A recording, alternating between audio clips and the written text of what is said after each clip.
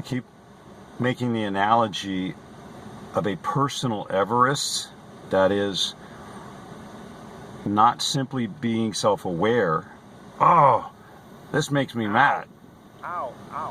Becoming self-understanding. Oh, that's an amygdala hijacking because of this memory from childhood that I reached a false conclusion about, and I'm going to take control of that. You can't just do it prefrontal, you got to do it with a bunch of other stuff. But the personal Everest, yeah. It's taken me several months to try to figure out how to say what I think I'm not trying to say. It's tough. It's a tough journey. It's worth it. Yeah, we've been here before. It's 109 or 10 right now. We pulled off the road to get directions into the navigator and found out that, holy crap, Texas mud. It's like an absolute bog.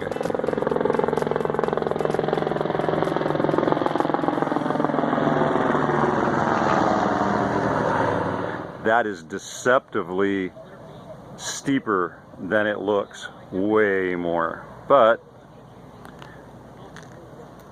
pretty awesome. Really helps divide up the discourse. No, separate the, yeah, really helps keep a lot of people safe from all kinds of things.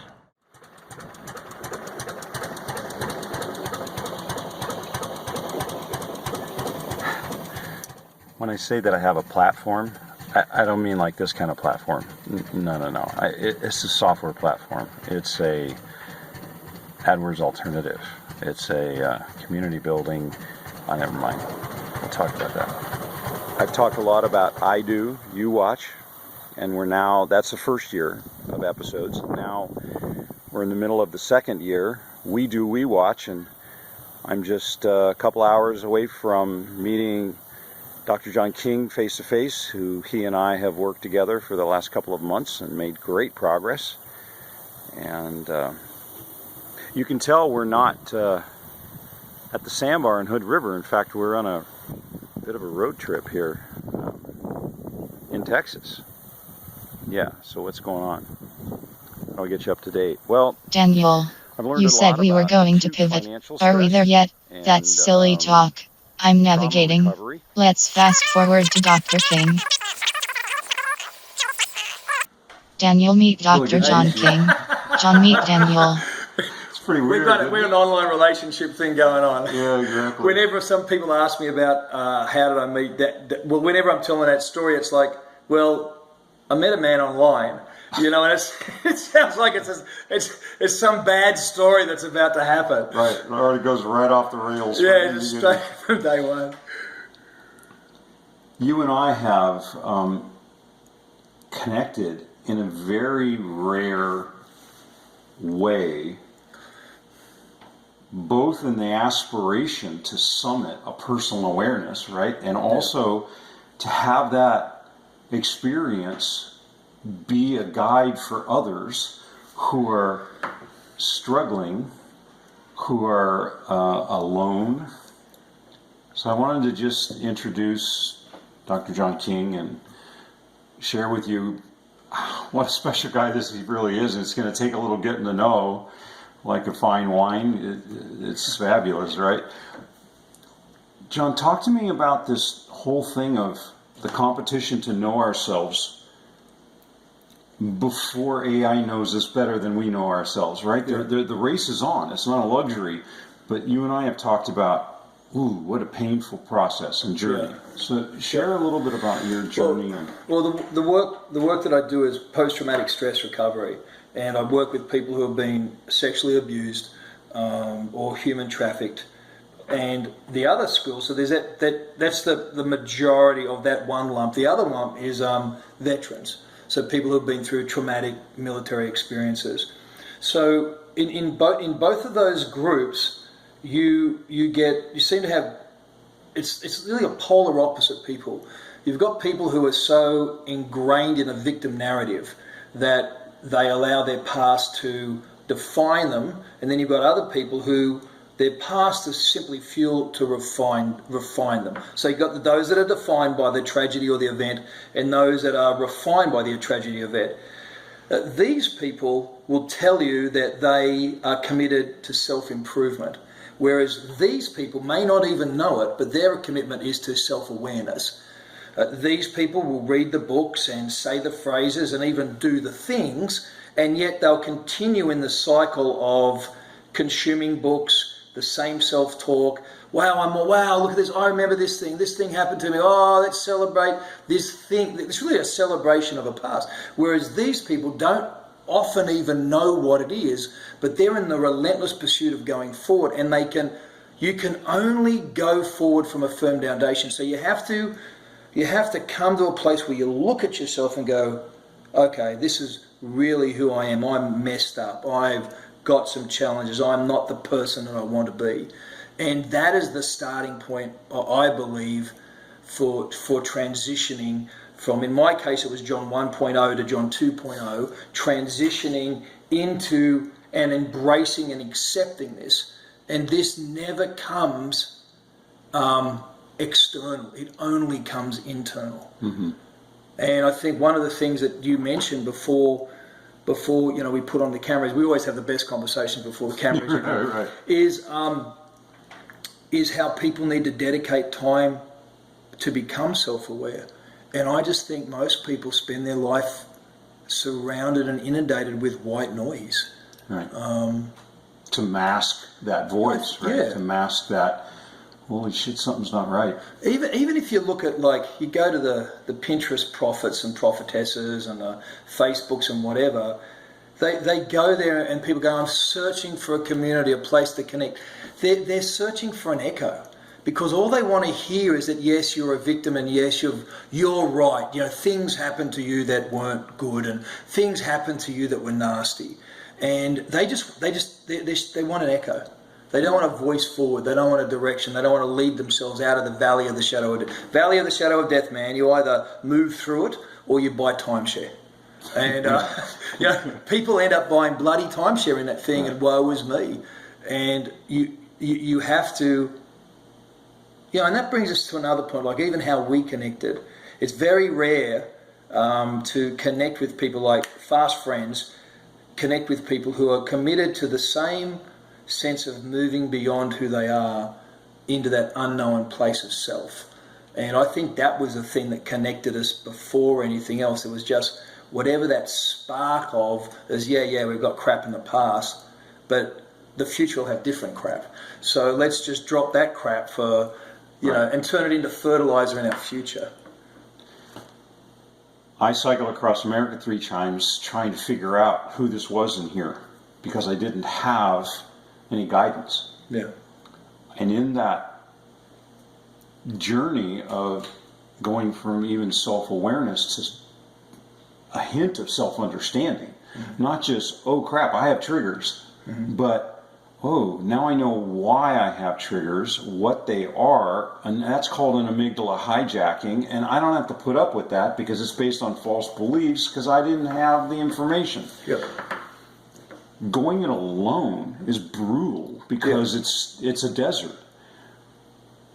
I have, in finding a relationship with you, discovered, and Angelina and I work as husband and wife and business partners, and we share everything 24/7, but it's different with a guy. Mm-hmm. Yeah, it is. It's a, I don't know, what do you want to call it? Is it a mantle? Is it a... I think, women have a tendency, I've found, to share face to face. They will sit around and talk and have a conversation over a cup of tea, and they can do that on a weekly basis, pick up where they were. Men don't. If we hadn't decided to work together, then there would be no way that our relationship would have evolved to where it is, because men want to work shoulder to shoulder. And you get those flashes, and remember the times we've talked, we're in the middle of something, and then you'll say something or I'll say something, and we'll stop, pause, and ask the second question of, okay, what's really going on? And it's that, when you get that opportunity to ask that second question, for men, that's where it goes, goes into a depth of relationship. When you make that decision, am I going to open or not? And it's like a little key to the latch. There's a degree of confidence in who each of us are that we're aware of. Yep. That allows us then, as we're trying to work together, to see not just me watching how you respond to an obstacle, but for me to go, how am I responding for your better or for your best with challenges that are put on me, even by Angelina or the circumstances, right? So you remember in episodes, you can go back, that I've talked about having a platform. And John and I are expanding the awareness of those who are using web syndication for their ventures and developing a royalty income through that, simultaneously learning different facets of who we are as men in order to lead you. So if the conversation that we're having resonates with you, if there's something that you go, yeah, I'm not there, but I don't hear this kind of stuff coming in most places, then connect with us. Yeah. Put a comment, email, go to John's website. I'll put the URL there. Tell me where these guys can start if they're feeling something. If they're feeling a sense of, well, I want to have a conversation about how I can become more self-aware and more self-understanding, so that I can be, what do you call it, over your family, where you have an authority and a confidence to lead your family into this rapidly accelerating change. We have a convergence of stuff making chaos, the compression of chaos even faster. Where do they start? And what's sort of that journey in your... I think I talk about this in Deal With It, and it's something that I had to come to terms with when... So Deal With It, as you know, is a culmination of trying to grapple with the recall of events that happened to me as a kid, and the onset of complex post-traumatic stress disorder, to trying to graduate after Jonageddon into some sort of, not normalcy, because normal is just a misnomer, there is no normal, but some sort of, the interface was broken completely between who I had become and the rest of the universe. So I had to develop a new interface, one that was acceptable to them, which didn't involve me cussing or throwing things at the rest of the world, and I had to develop that new. But so the only way that you can get there, it started with this simple premise that, well, who am I? Okay, self-awareness, who am I? Who am I really? With the simple observation that most of the world lives from the outside in instead of the inside out. That in our 20s we're striving to appease someone. In our 30s we're striving to be someone. In our 40s we're striving mostly to live with someone. And in our 50s we're either absolutely bloody miserable because the person we live with is not the person we want to live with, and we can't live with ourselves. So we go through these, particularly as men, they talk about women having, going through whatever women go through, and that's a mystery to all men, and midlife crisis for men. I think the reality of a midlife crisis isn't a convertible and a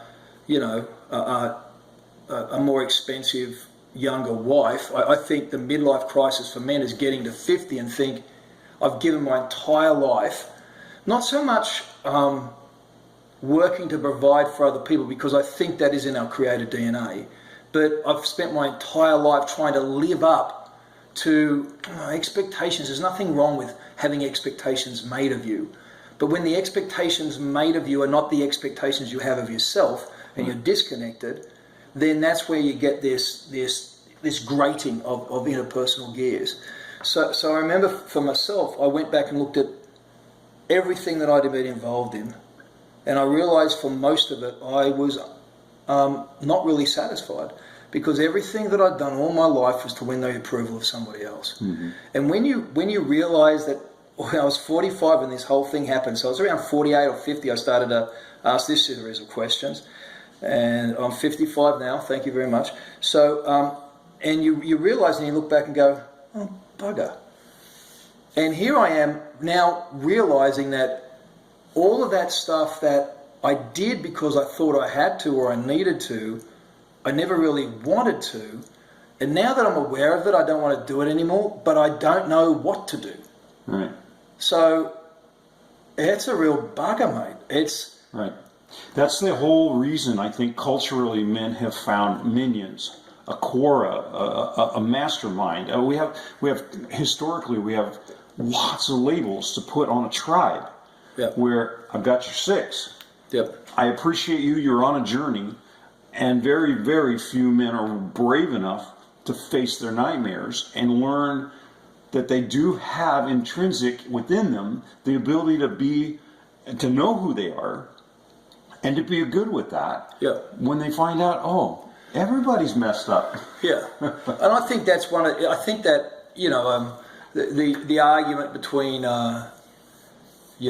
evolution and creation, and I don't want to camp so much on that, because I really don't see any conflict between, the scientific understanding and all that sort of stuff. But there is this sense that the atheists, they look at the world and say it just existed. They can't ever ask, why was it created? Mm-hmm. There's never the ability to be able to say, well, there has to be a why behind it. It just was. Whereas if you come from the point of view, regardless of the process of the time or whatever it is in getting from the point of creation to the point of occupation of human beings on the planet, is this whole cosmos was created with a why. Mm-hmm. And if you just spend your whole life doing a what, then you're going to want to acquire more things, more money, more power, because you think that's you think that's going to answer your what, and it doesn't. Everyone's got this eternal why. And now, if you're not a person of faith, you're still driven to do something for a reason, ultimately. And that driving for a why is, if you spend your whole life doing a what and you come to a point where you're dissatisfied, you have to start asking yourself the why am I here question. And if you don't have a theological or philosophical framework to ask, that you're fucked, for want of a better term, because there's no way forward. Right. There's just absolutely no way to move beyond it, because you just have to try and keep on finding another what to do to make you happy. Right. And you know who's going to tell them the answer? All the pattern recognition from all the supercomputing AIs of the data collectors. This is what you need. This is what you need to buy. Exactly. Where you need to go. Automagical. Look at this. It showed up just in time. Wow, it must be good for me. Yeah. Yeah, there you go. I need a widget. Right. We're going to talk more. You're going to get to know John very well. I highly respect this guy. You want to climb a personal Everest? Love you, he man. is a man that you can talk with, you can connect with, and will help you sort out the baggage.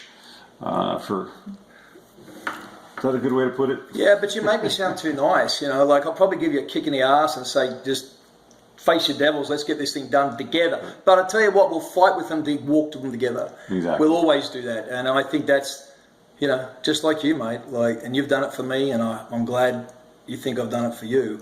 Yeah, it's a give and give relationship. Appreciate you, John. You too, buddy. Cheers. We have an opportunity, and I'm just clocking this before we take sort of another little pivot here in Texas and work with a number of people on the platform. Remember, you'll have to look back. I'm just trying to catch up to speed. So, things are good. Things have been rough. I would not suggest your personal Everest being summited in a single effort, a single attempt. You need to acclimate. You need to get some buddies behind you. You can't go it alone. You're dying in isolation. If you're watching this, I am trying to appeal to you, build a bridge between you and I. Come connect with some of the guys. You think it's tough now? You wait till the air gets thin. You wait till the resources run out. You wait till your options are few. But it's good news. There is a way to the top. Come on, come talk to us.